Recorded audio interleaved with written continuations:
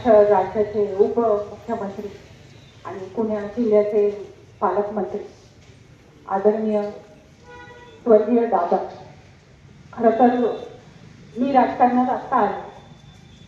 तुमचे भाऊ जेव्हा राजकारणात येण्याआधी तुमचे भाऊ जेव्हा कुठलेही प्रस्ताव वगैरे दादांकडे घेऊन जायचे तेव्हा मी जायचे त्यांच्याबरोबर. तेव्हा त्यांना माहिती असायचं की आता मी गेले होते तेव्हा मला असं वाटलं कोणी नसेल, आम्ही नसेल, आमचं पटकन होईल.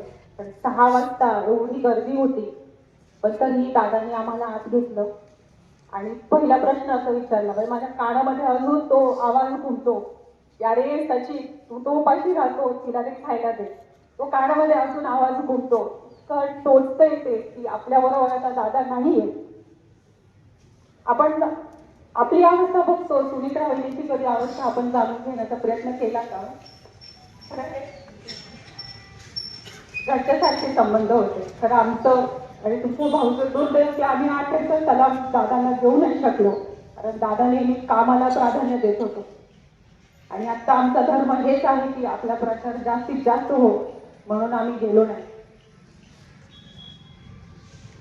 पण मला या निमित्ताने सगळ्यांना हेच विनंती करायची आहे की ज्या राष्ट्रवादी पक्षाला दादांनी उंचावरती ठेवलेला आहे, आता आपलं काम आहे ते त्या उंचापेक्षा जास्त उंच आपण घेऊन जायचं आणि हीच खरी श्रद्धांजली दादा.